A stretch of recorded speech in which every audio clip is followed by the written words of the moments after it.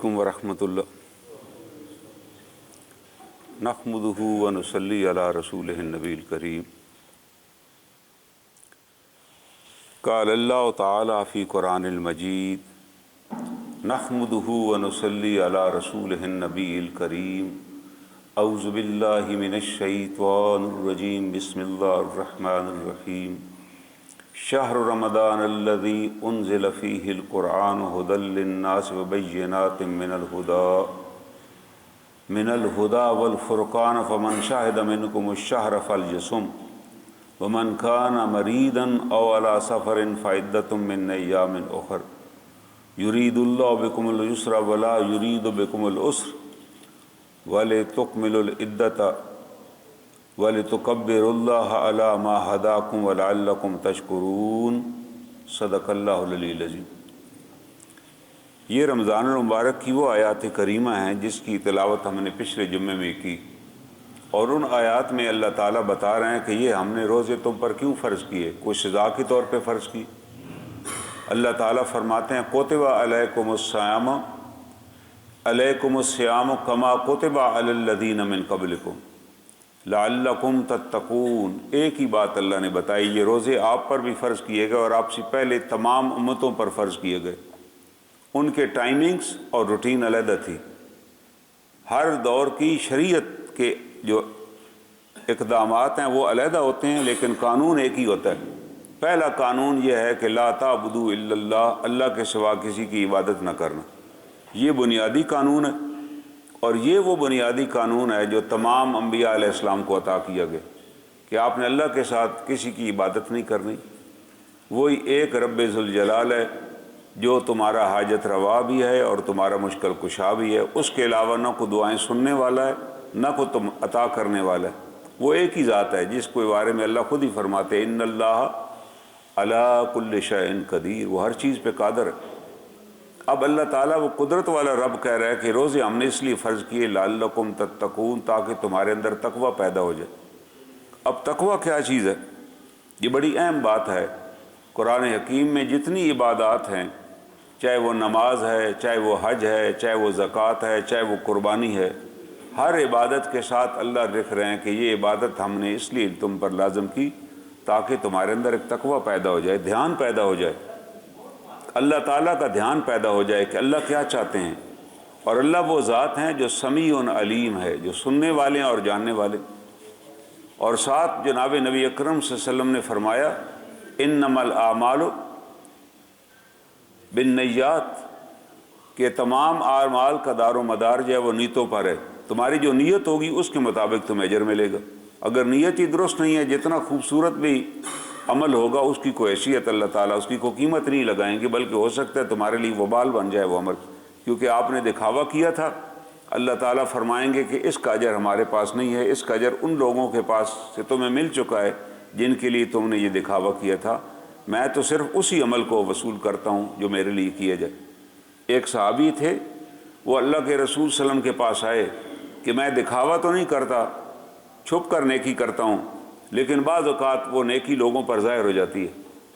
تو لوگ میری تعریف کرتے ہیں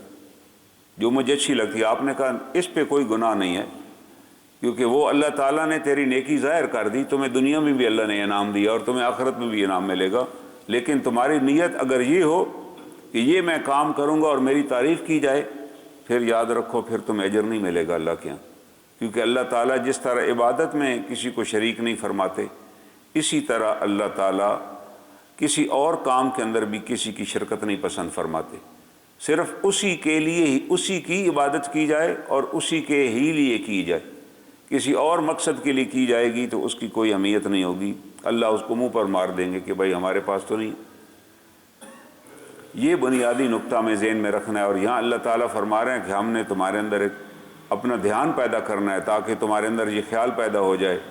کہ مجھے اللہ دیکھ رہے ہیں، میں اللہ کی رضا کی خاطر روزہ رکھ رہا ہوں، یہاں کوئی بھی نہیں دیکھ رہا پھر بھی اللہ دیکھ رہے ہیں۔ یہ چیز جب تک نہ پیدا ہو اس روزے کا کوئی فائدہ نہیں ہے، وہ صرف بھوکا پیاسا ہے بندہ۔ ایک آدمی نے روزہ رکھا ہوا ہے، نہ تو اس کو اپنی زبان پر کنٹرول ہے، غیبت وہ کر رہے، گالیاں وہ دے رہے، لڑائی جھگڑا وہ کر رہے، اس روزے کا اللہ تعالیٰ کو کیا فائدہ ہوا؟ اس روزے کی کوئی اہمیت نہیں، پہلی گالی اور پہلی غیبت سے ہی روزہ ختم ہو جائے گا۔ اسی طرح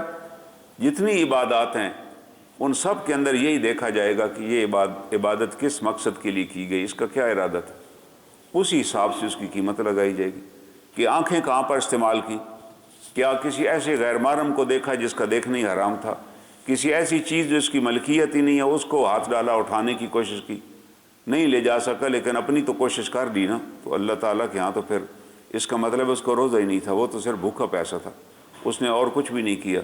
یہ وہ بنیادی چیز ہے، جب یہ پیدا ہو جائے گی انسان کے اندر تو چاہے انسان اکیلا ہو، اس کو دنیا جہان کی دولت بھی رستے سے مل جائے، وہ کہے گا یار یہ میری ہے نہیں، میں اس کو نہیں اٹھاؤں گا کیونکہ اللہ مجھے دیکھ رہے ہیں، اللہ تعالیٰ کو میں نے کل جواب دینا ہے، میں اللہ کے حضور جاؤں گا تو مجھ سے پوچھیں گے اللہ تعالیٰ کہ یہ آپ نے کیا کیا۔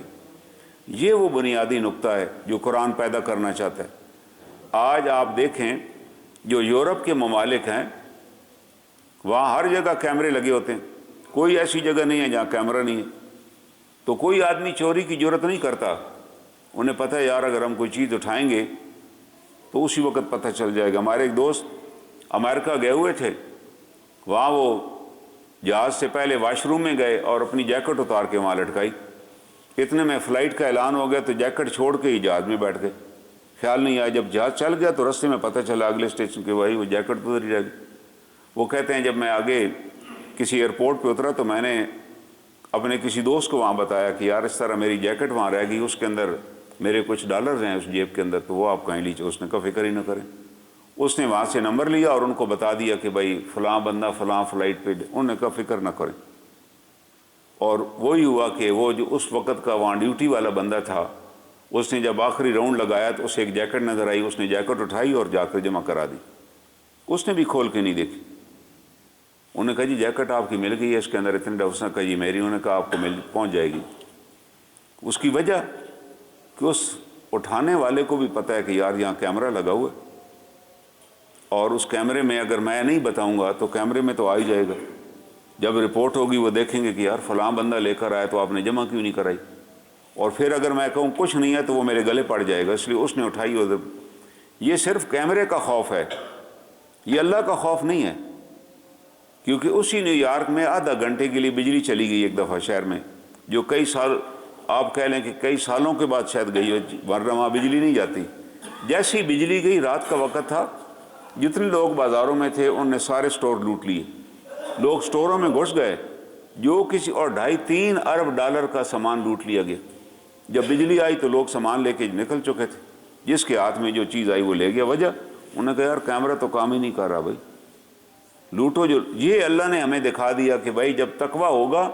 تو پھر بجلی ہو نہ ہو آپ کسی چیز کو ہاتھ نہیں لگائیں گے، اور اگر بجلی نہیں ہوگی، اگر تقویٰ نہیں ہے تو پھر کتنا معزز ملک اپنے طرف سے کتنے پڑھے لکھے لوگ ہیں وہ بھی واردات کرنے سے باز نہ آئے۔ انہوں نے کہا یار چیک دیکھ تو رہے نہیں، اٹھاؤ چلتے نظر آؤ۔ اس تقوی پہ اللہ کا وعدہ ہے کہ جس آدمی کے اندر تقویٰ ہوگا اس کو میں ہدایت عطا کروں گا۔ جناب آدم علیہ السلام کے 2 بیٹے تھے، بیٹے تو کئی تھے، 2 بیٹوں کا جھگڑا ہو گیا، حابیل اور قابیل کا۔ تو ان دونوں نے کہا کہ بھائی بات یہ ہے، جھگڑے کی تو کوئی ضرورت نہیں ہے، ہم اس زمانے کا رواج یہ تھا کہ آپ اپنی قربانی پیش کرتے تھے کہ آؤ اللہ کے حضور اپنی قربانی پیش کریں، اور اللہ تعالیٰ اللہ جس سے راضی ہوتے اس کی قربانی قبول کر لے۔ تو اس کا طریقہ یہ تھا کہ کسی اونچی جگہ پہ جا کے کوئی قربانی کی چیز رکھ دی جاتی، دعا مانگی جاتی، اللہ نے قبول کرنی ہوتی تو اوپر سے بجلی آتی اور اس کو جلا دیتی، یہ نشانی تھی کہ یہ قربانی قبول ہوگی۔ وہ ایک ہی خاندان تھا زمین پر، عورتوں کو مستحق لوگ تھے نہیں کہ کسی کو جا کر وہ دیتے۔ تو حضرت جناب حابیل نے بھی قربانی پیش کی، ایک آسمانی بجلی آئی اور جلا دیا اس نے۔ اب قابیل صاحب آئے، وہ بھی اپنے کھیت سے کوئی چیزیں لے کر آئے تھے، پھل اور سبزیاں، انہوں نے بھی رکھی، دعا مانگی، کچھ بھی نہیں ہوا، پڑا رہا۔ اس نے بھائی کو کہا کہ یار یہ کیا ہوا کہ میری قربانی اللہ نے قبول؟ اس نے کہا بھائی اللہ تعالیٰ قربانی اس کی قبول کرتے ہیں جس کے اندر تقویٰ ہوتا ہے، تم تو میرے بھائی اور میرے ساتھ لڑ رہے ہو، ساتھ مجھے یہ بھی کہہ رہے ہو کہ میں تمہیں قتل کر ڈالوں گا اور تم میری بات نہیں مانو۔ پھر تنگ آ کر میں نے تمہیں کہا کہ یار اللہ کے حضور قربانی پیش کر لیتے ہیں، تو اس پر بھی پہلے تو راضی نہیں ہوا۔ اب اللہ نے تیری قربانی نہیں قبول کی کہ تیرے اندر تقویٰ نہیں ہے نا، تیرے اندر اللہ کا دھیان نہیں ہے، تم بس اپنی طاقت کے زور پہ مجھ سے بات منوانا چاہتے۔ اس نے کہا اب تو میں تمہیں قتل ہی کروں گا پھر، اور نتیجہ اس نے بھائی کو مار ڈالا۔ اور یہ پہلا قتل تھا اولاد آدم کے اندر۔ اور فرشتے نے جا کے جناب اماں حوا کو بتایا کہ آپ کا بیٹا مر گیا۔ انہوں نے اس بات کو کوئی محسوس ہی نہیں کیا، کیونکہ انہیں تو پتہ ہی نہیں تھا مر جانا کیا ہوتا ہے۔ انہوں نے کہا کیا ہوا، مر گئے، چلیں آ جائے گا، کھانے کے وقت تو گھر آ جائے گا۔ اس نے کہا نہیں، اب وہ اٹھے گا نہیں۔ کہتا کیوں نہیں اٹھے گا؟ روز سوتا ہے اٹھ بیٹھتا۔ کہتا نہیں، یہ جو میں بتا رہا ہوں نا مر جانا، یہ پھر اسی دن ہی اٹھے گا جس دن اللہ اٹھائیں گے۔ اب انہیں جب اچھی طرح سمجھایا اس نے کہ وہ نہیں آئے گا واپس، یہ پہلی موت تھی، پھر وہ رونے لگ گئیں کہ اچھا میرا بیٹا بھی اس دنیا سے ہی گزر گیا۔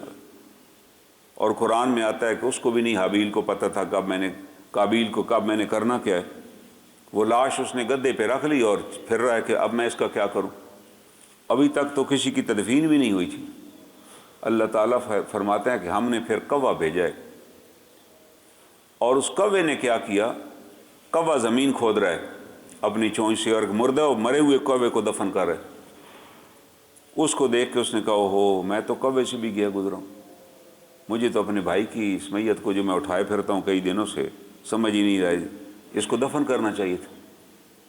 آج بھی آپ دیکھیں تو کوا جو ہے نا، کسی جگہ کوا مرا ہوا ہو نا تو کوے اسی جگہ آ کر، جو لوگ دیہات میں، یہاں تو کوے شہر میں نیچے نہیں اترتے، دیہاتوں میں آج بھی کوے زمین کھودتے ہیں، سارے کوے اکٹھے ہو جاتے ہیں۔ جیسے کوا کو مرے گا تو 200-400 کوے شور مچاتے ہوئے آ جائیں گے، کھودیں گے زمین اور دفن کر دیں گے اس کو۔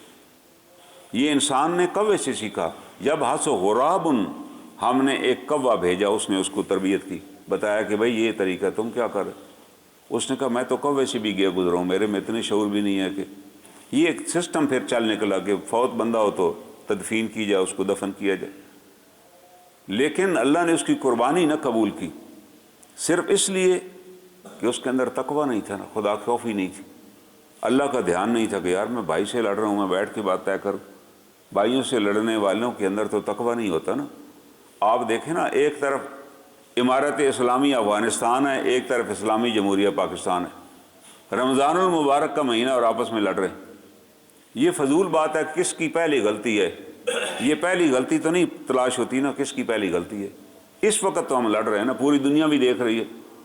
کہ یار یہ اسلام کے دونوں بڑے ٹھیکیدار ہیں اور بڑے جناب اسلامی نظام کے نعرے لگاتے ہیں، اور ان کی اپنی حالت یہ ہے کہ عین رمضان المبارک کے مہینے میں، جس کو یہ کہتے ہیں تقویٰ کا مہینہ ہے، جس کو کہتے ہیں کہ یار امن اور آسودگی کا مہینہ ہے، ذاتی احتساب کا مہینہ ہے، اس کے اندر جناب روزانہ اعلان کر رہے ہیں، وہ کہتے ہیں ہم نے ان کتنے بندے مار دی، وہ کہتے ہیں ہم نے اتنے مارے۔ وہ فلسطینی بیچارے کیا سوچتے ہوں گے کہ یار ہم ان سے تو امید لگائے بیٹھے کہ ہماری مدد کریں۔ کشمیری سوچ رہے ہیں کہ یار یہ ہمیں آزاد کرائیں گے۔ یہ تو آپس میں دو اسلامی ریاستیں، اس کی بنیادی وجہ تقویٰ نہیں ہے نا، خدا خوفی نہیں ہے کہ یار اس کے بارے میں مجھ سے پوچھا جائے گا، اور نہ کوئی احساس ہے کہ پہلے جنہوں نے یہ کام کیا ان کا کیا اشر ہوا۔ پرویز مشرف جس نے یہ جنگ لگائی، اس کو ملک میں مرنا بھی نصیب نہ ہوا، مفروری کی حالت میں، غداری کا لیبل لگا اس کے اوپر۔ پاکستان کی سب سے بڑی عدالت نے غداری کے جرم میں اس سے سزائے موت دی۔ وہ ملک سے بھاگ گیا، باہر مرا وہ، اور مرتے وقت اس کے گھر کا کوئی بندہ بھی اس کے پاس نہیں تھا، کیونکہ اس کے جسم سے اتنی بدبو آتی تھی کہ کوئی بندہ جرت ہی نہیں کرتا تھا اس کے پاس بیٹھنے۔ کبھی کسی دن جب اس کی بہت حالت خراب ہو، ڈاکٹر اس کے گھر فون کریں تو اس کی بیوی کراچی سے چلی جائے، 10 سے 15 منٹ دیکھ کے واپس آ جائے۔ بیٹا اس کا امریکہ تھا، وہ کہے یار میں نے باپ سے کیا لینا دینا۔ اس حالت میں وہ مرا کہ کوئی خاندان کا قریبی آدمی موجود نہیں تھا۔ یہ اللہ تعالیٰ بتا رہے ہیں کہ آپ جب مسلمانوں کو لڑاؤ گے، ان کا خون بہاؤ گے، تو یہ میرا حکم ہے، بجائے کہ آج اور کسی نے سبق بھی نہیں سیکھا کہ یار اس سے ہم سبق سیکھیں کہ مسلمان کے خون کی کتنی بڑی حرمت ہے۔ اور اس کی ایک بڑی اہم مثال ہے ہماری تاریخ کے اندر کہ انگریزوں نے فیصلہ کیا کہ ہندوستان میں ہم کسی کو جلسہ نہیں کرنے دیں گے، تو اس زمانے کے مسلمانوں نے اور سکھوں نے اور ہندوؤں نے امرتسر میں ایک جلسہ کیا۔ امرتسر کے ایک باغ میں، جلیاں والا باغ، بڑا مشہور واقعہ ہے، نیٹ پہ آپ لکھیں گے تو پورا واقعہ جنگ وہ پورا دکھایا انہوں نے، کس طرح وہاں فائرنگ ہوئی۔ تو انگریز جو بریگیڈیئر تھا وہ اپنا دستہ لے کر پہنچ گیا، اس نے کہا یار ہم نے منع کیا کہ جلسہ نہیں کرنا، تو یہ جلسہ کدھر کر رہے ہیں؟ انہیں جلسہ کیا جی ہم آزادی چاہتے ہیں، وہ تو کسی کو اکٹھا ہی نہیں ہونے دیتے تھے۔ وہاں وہ گیا اور ایک بہت بڑا باغ تھا، میدان جس کے اندر وہ جلسہ ہو رہا تھا، اور سامنے ایک گلی تھی کچھ 6-7 فٹ کی ہوگی۔ اس گلی کے اوپر ایک دیوار تھی جس کے اوپر اس بریگیڈیئر نے کہا یہاں رائفلیں لگا دوں، گنیں فٹ کر دو جی۔ اور اس نے اوپر سے اعلان کیا کہ بھائی میں آپ کو 15 منٹ دیتا ہوں، یہ جلسہ ختم کر کے گھروں کو چلے جائیں ورنہ 15 منٹ بعد ہم فائرنگ شروع کر دیں گے۔ اس کے ساتھ ایک میجر بھی تھا، اس کا نام تھا میجر میسی۔ اس نے کہا سر آپ کیا کر رہے ہیں؟ پہلی بات ہے یہ غیر مسلح لوگ ہیں، وہ جلسہ کر رہے ہیں، نعرے لگا رہے ہیں، ہم یہاں کھڑے، ہمیں انہوں نے کچھ کہا بھی نہیں، نہ انہوں نے پتھر مارا نہ ہمارے بارے میں کوئی بات کی، اپنا نعرے کر رہے ہیں، کرتے رہیں۔ اور دوسرا یہ جو آپ فرما رہے ہیں کہ 15 منٹ میں خالی کر دیں، یہ مجمع اس گلی سے نکل سکتا ہے 15 منٹ میں؟ انہوں نے تو سنی نہیں ہماری بات، یا تو ہم وہاں جا کر کو بندہ انہیں بتائے نا کہ بھائی 15 منٹ آپ کے پاس ہیں۔ اس نے کہا میں اس کا ذمہ دار نہیں ہوں، میں نے 15 منٹ دے دیے ہیں، گھڑی میرے پاس ہے، 15 منٹ بعد فائرنگ شروع ہو جائے گی۔ اس نے کہا جناب یہ غیر قانونی ہے، ایک نہتے عوام کے اوپر آپ کس طرح فائرنگ کریں گے؟ اس نے خیر 15 منٹ گزرے، اس نے فائرنگ کا حکم دے دیا۔ کوئی 1600-1700 لوگ جو تھے نا وہ مارے گئے، اسی عورتیں کیا بچے کیا جتنے بھی لوگ تھے۔ پھر اس نے کہا جی کسی کو لاش اٹھانے کی بھی اجازت نہیں دوں گا۔ اس میجر نے کہا پہلے، اس نے کہا جی میں آپ کو حکم ہی نہیں مانتا، حکم ہی تو آپ کا غیر۔ اس نے خیر اس کو حراست میں دستے کو کہا کہ اس کو بھی گرفتار کر لو۔ اس کا بعد میں کورٹ مارشل ہوا اور کوئی 5 سال سزا دے کے انہوں نے کہا جی ادھر انڈیا میں نہیں بہاولپور جیل میں بھیج دیا، یہاں بڑی گرمی ہوتی تھی بہاولپور، آج بھی گرمی ہوتی ہے بہاولپور میں، کہ اس کو وہاں بھیجو، اس کا وہاں دماغ ٹھکانے لگ جائے گا، ادھر آرام سے رہ رہا ہے بنگلے میں۔ وہ خیر سزا ملی، وہ بہاولپور آ گیا، بہاولپور کی جیل میں۔ اب آپ دیکھیں وہ عیسائی ہے میجر، لیکن اللہ کے ہاں اس کی بڑی منزلت تھی کہ اس نے غیر قانونی حکم نہیں مانا۔ اس نے کہا یار میں فائرنگ میں بھی اگر کروں گا تو یہ بندے مر جائیں گے، نہتے ہیں، ان کا یہی جرم ہے نا، جلسہ کر رہے ہیں، تو اس کا یہ ضروری تو نہیں ہے کہ ہم ان کو گولیاں مار ڈالیں یار۔ کوئی اور بھی طریقے ہیں کسی کو خاموش کرنے کی، چپ کرانے کی، گولی کوئی علاج نہیں ہے۔ اللہ تعالیٰ نے اس کی ہدایت کا فیصلہ کر لیا کہ اس بندے نے میری مخلوق پہ گولی نہیں چلائی، جیل چلا گیا۔ امتحان تو آ جاتا ہے لوگوں پر، لیکن اللہ تعالیٰ امتحان کے بعد نوازتے بھی ہیں۔ وہ میجر صاحب ادھر پہنچ گئے جیل میں، حیدرآباد بہاولپور جیل کے اندر ایک پورا علیحدہ وارڈ بنایا گیا، گورا وارڈ، وہ آج بھی وہاں موجود ہے، جس کے اندر اسے رکھا گیا۔ اب اگلی بات کیا ہوئی کہ ایک دن گرمی کے دن تھے،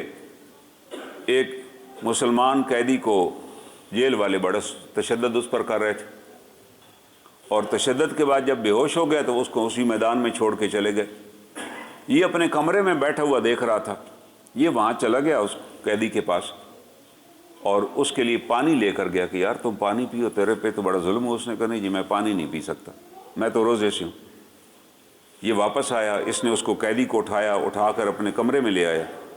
کہتا یار یہ روزے سے کیا مطلب ہے تمہارا؟ ابھی اتنی اسے اردو آنی شروع ہو گئی تھی۔ ظاہر انگریز جہاں بھی جاتے ہیں وہ اس علاقے کی پہلے زبان سیکھتے ہیں، لوگوں سے ان کی زبان میں بات کرتے ہیں۔ ہم اپنے لوگوں سے انگریزی میں بات کرتے ہیں کیونکہ ہم انہیں بندہ ہی نہیں سمجھتے۔ تو وہ اس نے کہا، سمجھایا، اس نے کہا جی کہ روزہ ہوتا ہے کہ ہم اللہ کی رضا کی خاطر سحری سے لے کے مغرب تک کوئی چیز نہیں کھاتے نہ پیتے، کیونکہ اس سے اللہ راضی ہوتا ہے، ہم قربانی کر رہے ہیں، اللہ نے حلال چیزیں بھی منع کی ہوئی۔ اس نے کہا اچھا۔ اس نے کہا چلو فی الحال تو تم کمرے میں ہو نا، یہاں تو کوئی اللہ نہیں ہے، یہ تم پانی پیو فی الحال تو تازہ دم ہو جاؤ، پھر تم۔ اس نے کہا بھائی اللہ ہر جگہ پہ ہے، اللہ ہر جگہ دیکھتے ہیں۔ اس نے کہا یہ بات مجھے نہیں سمجھ آئی، تیری اتنی طبیعت خراب ہے، صبح سے میں دیکھ رہا ہوں تجھے وہ مار رہے تھے، میں چھڑا تو نہیں سکتا تھا، میں خود قیدی ہوں، لیکن تمہیں اب میں پانی اور کھانا دے سکتا ہوں اپنا۔ اس نے کہا نہ میں نے پانی پینا ہے نہ میں نے کھانا کھانا ہے، کیونکہ یہ تو وقت مقررہ پہ میں افطاری کروں گا جب روزہ ختم کروں گا، جس کو کہتے ہیں نا بریک فاسٹ۔ بریک فاسٹ کا مطلب ہے روزہ توڑنا، جس صبح جو ناشتہ ہم کرتے ہیں اس کو بریک فاسٹ وہ کہتے ہیں۔ کہتا ہے یہ بریک فاسٹ میں کروں گا مغرب کے وقت جب سورج غروب ہو جائے گا۔ وہ انگریز سوچنے لگ گیا کہ یار یہ کون سا ایسا مذہب ہے جس نے ایک بندے کے اندر یہ بات ڈال دی ہے کہ یہاں اللہ دیکھ رہا ہے، یا میں کوئی چیز کھا نہیں سکتا، میں پانی بھی نہیں پیوں گا اور مجھے کچھ بھی نہیں ہوگا۔ وہ جیل میں بڑا سوچتا رہا۔ پھر اس نے کچھ دنوں بعد دوبارہ قیدی کو بلایا کہ یار یہ کیسے پیدا ہوتا ہے تمہارے اندر خیال کہ اللہ ہمیں دیکھ رہا ہے ہر وقت اور ہم کوئی غلط کام نہ کریں، ہم سیدھا کام کریں۔ اس نے کہا جب تم کلمہ پڑھ جاؤ گے تمہارے اندر احساس پیدا ہو جائے گا کہ اللہ مجھے دیکھ رہا ہے، پھر تمہارا تعلق رب ذوالجلال کی ذات سے ہو جائے گا۔ اور اس میجر نے کلمہ پڑھ لیا جیل کے اندر، مسلمان ہو گیا۔ اصل اللہ تو اس کے اسلام کا فیصلہ اسی وقت کر چکے تھے جب اس نے کسی ایک بے گناہ پر گولی نہیں چلائی۔ اللہ نے طے کر لیا تھا کہ نہیں اس کو ہم ایمان کی دولت عطا کریں گے۔ اب اللہ نے آگے واقعہ تاکہ اس کے ذہن میں بیٹھ جائے کہ اللہ کیا ہے، وہ ایمان لے آیا۔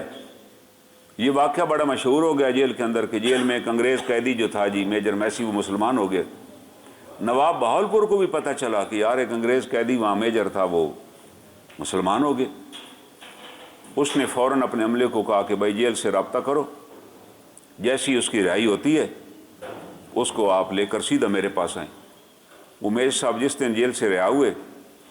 وہ انہیں نواب بہاولپور کے پاس لے گئے۔ ظاہر اچھا بھلا آرمی کا افسر تھا، وہ بڑا ٹرین۔ نواب نے کہا جی ابھی آپ کیونکہ ہمارے کمیونٹی کا حصہ بن چکے ہیں، اس کا قیدیوں نے انعام رکھ دیا تھا عبد الرحمن کہ اب تم عبد الرحمن بن چکے ہو، ظاہر ہے اب پچھلا تمہارا انگریزوں سے تو کوئی تعلق نہیں ہے، تم اب انگلینڈ جا کے کیا کرو گے، تم میری فوج میں شامل ہو جاؤ۔ اس نے اس کو فوج کا انسپیکٹر جنرل بنا دیا۔ شاید برطانوی فوج میں کبھی جنرل نہ بنتا۔ اس نے کہا تم آج سے میری ٹریننگ کے جنرل ہو اور تم میرے ملک کی آرمی میں سرو کرو گے اور تم ادھر ہی رہو گے۔ اسے رہنے کے لیے کمال دے دیا گیا۔ اور جب اس کی وفات بھی وہیں پر ہوئی عبد الرحمن کی، اور بہاولپور کے قبرستان میں اس کی تدفین کی گئی، جس کے اوپر میں نے یہ واقعہ کسی انٹرویو میں بتایا تو وہاں سے بہاولپور سے کچھ چند وکلاء مجھے ملنے کے لیے آئے اور وہ تصویریں انہوں نے مجھے بھیجی کہ سر ہم نے آپ کی بات سن کے، ہمیں بھی نہیں پتہ تھا، ہم بہاولپور میں رہتے ہیں، کہ یہاں ہمارے قبرستان میں عبد الرحمن غازی کی قبر ہے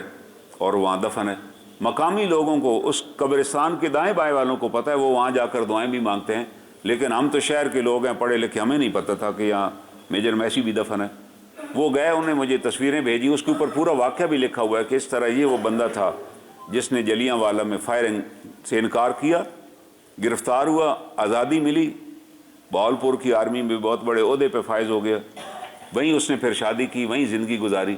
وہیں تدفین ہوئی۔ تو مقصد کیا تھا، اس نے اس شخص کا تقویٰ دیکھا اور اس سے شوق پیدا ہوا کہ یہ کون سا مذہب ہے جو یہ تقویٰ پیدا کر دیتا ہے، تو میں اسلام قبول کر لوں۔ اس نے اسلام قبول کر لی۔ اگر اس مومنوں میں، مسلمانوں میں تقویٰ پیدا ہو جائے نا، جو اللہ پیدا کر رہے ہیں، اللہ چاہتے ہیں لعلکم تتقون، یہ روزے ہم نے اس لیے فرض کیا کہ تمہارے اندر تقویٰ پیدا ہو جائے، تم خیال کرو یہ چیز میری نہیں ہے، اس کو میں نے ہاتھ نہیں لگانا، یہ فلاں کی چیز ہے، اس کی میں نے اسی طرح حفاظت کرنی ہے جیسے میں اپنی چیز کی حفاظت کروں گا۔ یہ وہ تقویٰ، یہ اگر پیدا ہو جائے تو پھر ہمارے حالات بھی بدل جائیں گے۔ اگر یہ تقویٰ نہ پیدا ہو تو ہم آپس میں لڑیں گے جیسے آج لڑ رہے ہیں اور مر رہے ہیں، اور کوئی ہمارا پرسان حال نہیں، ہم سمجھ رہے ہیں ہمیں باہر والے آ کر چھڑائیں گے، ان کو کیا ضرورت ہے، وہ تو کہیں گے اور لڑو، ہم آپ کو اسلحہ دیں گے، ہمارے ایک دوسرے کے بندے۔ ابھی ہمیں اسلحہ بھی ملنا شروع ہو جائے گا دونوں ملکوں کو، اسرائیل ان کی مدد کرے گا، امریکہ ہماری مدد کرے گا، کیونکہ مقصد تو مسلمانوں کو مارنا ہے نا، بے گناہ لوگ مریں گے۔ وجہ کہ ہمارے اندر وہ تقویٰ نہ پیدا ہو سکا کہ جو اللہ کا خوف کہ یار اگر میری گولی سے کوئی بے گناہ مر گیا تو مجھے اللہ کو کیا جواب دینا ہے، اللہ کو بھی تو ہم نے جواب دینا ہے کہ اللہ تعالیٰ کہیں گے آپ کو کیا ہو گیا تھا، کس وجہ سے آپ آپس میں لڑ پڑے۔ یہ وہ بنیادی چیز ہے جس کی ہمارے ہاں کمی ہے۔ چند دن پہلے ایک ویڈیو کسی نے شیئر کی، کسی شہر کے اندر کسی بندے نے باقاعدہ ایک فروٹ کا سٹال لگایا، کنوں کا سٹال لگایا یا مالٹوں کا، اور اس نے اس کے اندر یہ لکھ دیا کہ یہ 50 روپے درجن ہے، ساتھ اس نے اپنا ایک ڈبہ رکھ دیا کہ قیمت اس میں ڈالیں، اور یہ شاپر بھی پڑے ہوئے ہیں، کچھ اس نے اس کے اندر چینج بھی رکھ دیا، 100 اور 50 کے نوٹ، تاکہ آپ، اس نے کہا جی یہ ہم نے بنا دیا ہے، بورڈ لگا دیا ہے، آئیں اور لے جائیں اور قیمت ڈالیں۔ وہ آدھے گھنٹے بعد آیا، سارا فروٹ جا چکا تھا، اس نے گلہ کھولا، گلہ بھی خالی، جو اس کا چینج تھا وہ بھی کوئی لے گیا تھا، اور کوئی ایک شاپر بھی وہاں موجود نہیں تھا۔ یہ آج یہ ہمارا حال ہے اس وقت کے روزے کے ساتھ، کہ ایک بندہ بھی نہیں تھا جو کہا کہ نہیں یار ہمیں اس کے مالٹے ہم لے جا رہے ہیں، بازار سے سستے بھی دے رہا ہے، ہم اس کو قیمت تو ادا کریں۔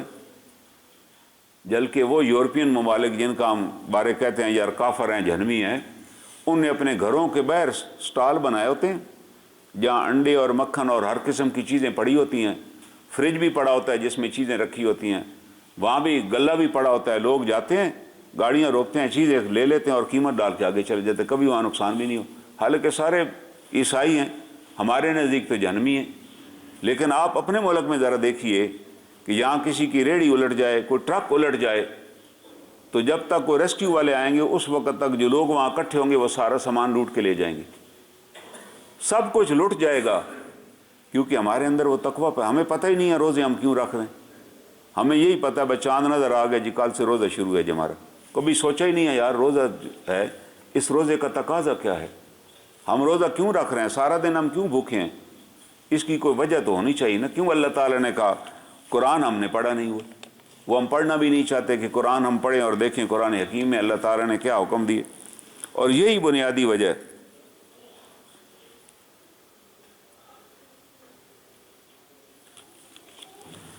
تو بات یہ ہے کہ جب تک ہمارے اندر تقویٰ نہیں پیدا ہو جائے گا، تقویٰ یہی ہے کہ میری وجہ سے کسی کو کوئی تکلیف نہ پہنچے۔ ایک بھائی نے پچھلے جمعے کو بھی مجھے عرض کی کہ عام طور پہ لوگ نماز تراویح پر بھی آتے ہیں، مسجد میں بھی آتے ہیں اور جرابیں پہن کر آتے ہیں، تو کم از کم وہ اپنی جرابوں کو دیکھیں، جرابیں میلی اور بدبودار تو نہیں ہیں کہ جو پیچھے والا جب سجدے میں جائے تو اس کو تکلیف تو نہیں پہنچے گی، اگر ایسی ہے تو ایسی جرابیں پہن کے نہ آئیں۔ جمعے والے دن کیوں غسل فرض کیا گیا تھا، واجب کیا گیا تھا کہ واجب ہے غسل کر کے آئیے، لوگ دور دراز سے آتے تھے اونٹوں پر سفر کر کے، تو حکم دیا گیا کہ کم از کم جمعے والے دن جہاں بے شمار لوگ ہوتے ہیں آپ نہا دھو کر آئیں، تازہ کپڑے پہن کر آئیں، تاکہ لوگوں کو بشاشت ہو، لوگوں کو خوشی ہو۔ اسی طرح جب مسجد میں آئیں تو مسجد میں باتیں نہ کریں، دنیاوی باتیں کرنے کی مسجد میں اجازت نہیں ہے۔ جب آدمی کو دنیا کی بات کرتا ہے، صحابہ اکرام اپنے سارے معاملات مسجد میں ہی طے کرتے تھے، ان کی ریاست کا ہیڈ کوارٹر ہی مسجد تھا، کیونکہ ان کی دین اور دنیا ایک ہی تھی، وہاں کوئی غیبت نہیں کر سکتا تھا، کوئی جھوٹ بھی نہیں بولتا تھا، حق کی بات کی جاتی تھی، حق کے تحت فیصلے کیے جاتے، تو ان کو یہ مسئلہ نہیں تھا۔ ہم تو حرم میں بھی بیٹھے ہوتے ہیں، کوئی حاجی سامنے سے گزرتا ہے جاننے والا، ہم کہتے ہیں یار دیکھو جانتے ہو اس کو، بڑا فراڈی آج حج پر آیا ہوا ہے یار، وہ بھائی آ گیا تو ہو سکتا ہے توبہ کر کے جائے، آپ کو یہ کہنے کی کیا ضرورت ہے، یہاں کیوں غیبت کر رہے؟ ہمیں تو کوئی آدمی سامنے سے گزر جائے چار بندوں کے تو ہم اپنا سارا کام چھوڑ دیں گے، پہلے اس کا تذکرہ کریں گے کہ یار اس کو جانتے ہو کیا، کہ میں نہیں، میں کہ میں بتاتا ہوں یہ کیا چیز ہے، نہ مجھ سے پوچھا گیا نہ مجھ سے مشورہ مانگا گیا۔ تو جب آدمی مسجد میں بیٹھ کے بات کرتا ہے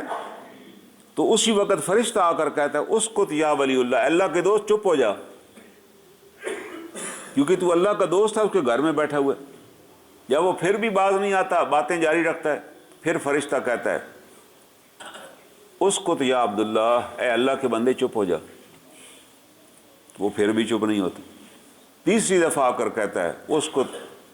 یا عدو اللہ، اے اللہ کے دشمن چپ ہو جا، تو اللہ کے گھر میں بیٹھ کے باتیں کر رہا ہے دنیا کی، اور تجھے تمیز بھی نہیں ہے کیا بات کرنی ہے کیا نہیں کرنی، تم غیبت بھی کر رہے، بہتان بھی لگا رہے، اور ہر فضول بات تم اللہ کے گھر میں کر رہے ہو، یہاں اس لیے تھوڑی آیا جاتا۔ اسی طرح جب نماز بھی پڑھیں، یہ بھی کسی بھائی نے شکایت کی ہے کہ نماز بھی جب پڑھیں تو آہستہ سے پڑھیں، بلند آواز سے کئی لوگوں کو شوق ہوتا ہے بلند آواز سے پڑھنا، جی سورہ جی میں کان سے، بھائی یہ کام آپ گھر جا کر کریں، یہاں مکمل خاموشی کے ساتھ نماز ادا کیجیے، اس لیے حکم دیا گیا کہ سنتیں اور نوافل گھر پہ ادا کریں، تاکہ بے شک بلند آواز بھی ہو جائے تو کوئی حرج نہیں، آپ اتنی بلند آواز بھی کریں جس سے آپ کے کان سن سکیں، لیکن اللہ کے گھر میں جب آئیں تو آپ نے لوگوں کو دیکھنا ہے۔ اس لیے قرآن حکیم میں بلند آواز سے تلاوت کی بھی اجازت نہیں ہے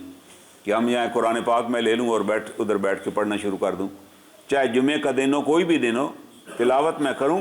اتنی ہو جو میرے کانوں میں آئے، یہ نہیں کہ ساتھ والے بھی سن رہے ہیں اور میں تلاوت کر رہا ہوں، میں تو ڈسٹرب کر رہا ہوں، وہ نماز بھی نہیں پڑھ سکیں گے، وہ اپنا ذکر اذکار بھی نہیں کر سکیں گے۔ ہاں یہ جو بلند آواز سے تلاوت کرنی ہے یہ بھی اپنے گھر میں ہی ادا کیجیے، مسجد میں نہیں۔ وجہ ہے کہ یہ سکوت کی جگہ ہے،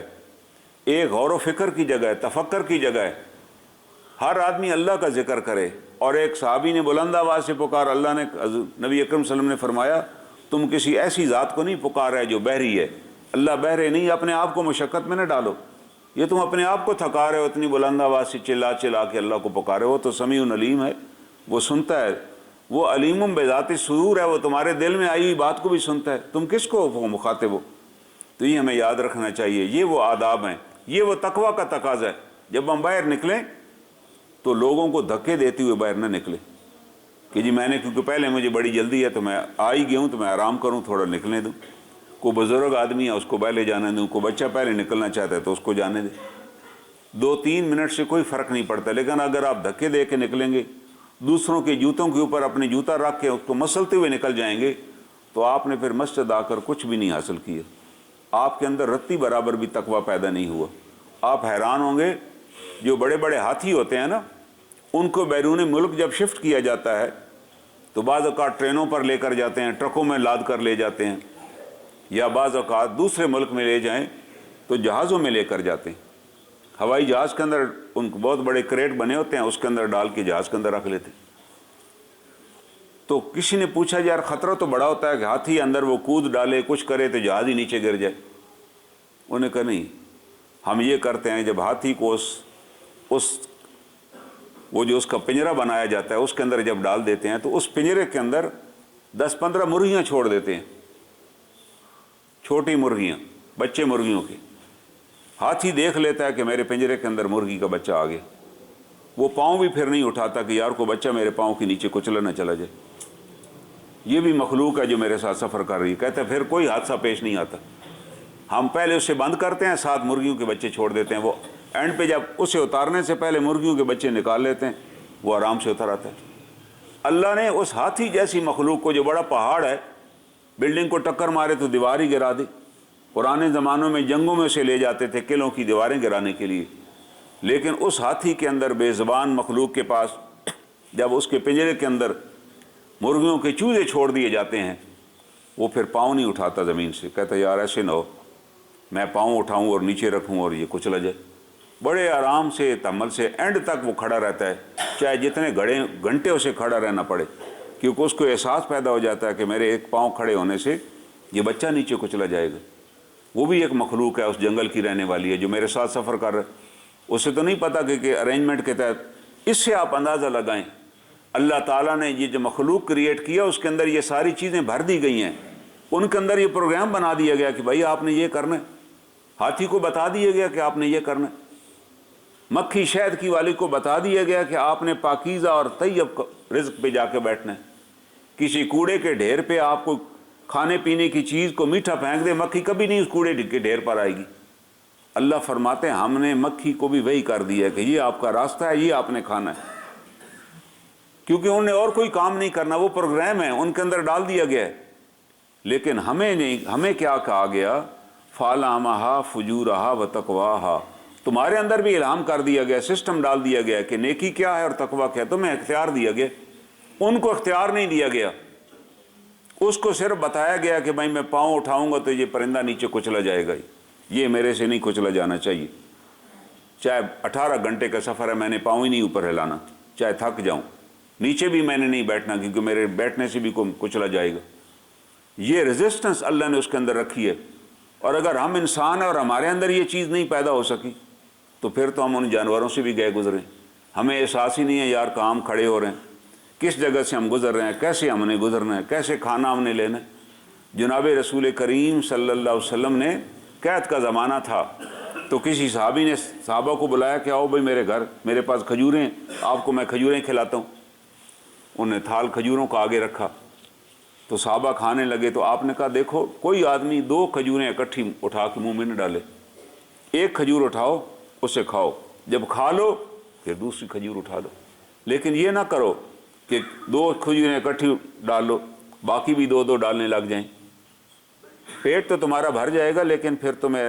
تمہارا جسم سیر نہیں ہوگا۔ لیکن یہ بات آج ہمیں نہیں سمجھ آتی، ہم کسی شادی میں جاتے ہیں تو ہم پہلے ہی پلیٹ بھر لیتے ہیں بغیر سوچے سمجھے کہ میں کھا بھی سکوں گا کہ نہیں کھا سکوں گا۔ آپ نے صحابہ کی تربیت کر دی کہ بھائی کھجور ایک ہی اٹھانی ہے، آپ نے کھانا اتنا ہی ڈالنا ہے جو آپ گھر میں کھاتے ہیں، ختم ہو جائے دوبارہ ڈال لیں، لیکن ہم بھر کے لے آتے ہیں پھر ختم نہیں ہوتا، پھر بڑا بھرا ہے ادھر ہی چھوڑ کے چلے جاتے ہیں، جو ضائع چلا جاتا ہے۔ اس کے بارے میں بھی ہم سے پوچھا جائے گا کہ آپ نے ڈالا کیوں تھا جب کھا نہیں سکتے تھے۔ ہمیں سوچنا چاہیے کہ ہمارے دین میں تو چھوٹی چھوٹی باتیں ہمیں سکھائی گئیں، چھوٹی چھوٹی باتیں بتائی گئیں تاکہ ہمارے اندر تقوی پیدا ہو جائے، تاکہ ہمارے اندر دھیان پیدا ہو جائے، تاکہ ہمارے اندر دوسروں کا خیال پیدا ہو جائے کہ اگر میں ہی پلیٹ بھر لوں گا تو میرے بعد جو 10 بندے کھڑے ہیں شاید ان کو یہ چیز ہی نہ ملے، میں 6 پیس ڈال رہا ہوں یار، وہ بھی تو کھڑے، میں ایک ہی کیوں نہ لوں، جب کھا لوں اور بچ جائے تو پھر آ کر لے لوں۔ یہ وہ تقوی ہے جو اسلام سکھاتا ہے۔ اگر یہ ہمارے اندر نہیں پیدا ہوا پھر ہمارے رمضان کا کوئی فائدہ نہیں ہے، پھر نہ ہماری نماز کا بھی کوئی ویسے فائدہ نہیں،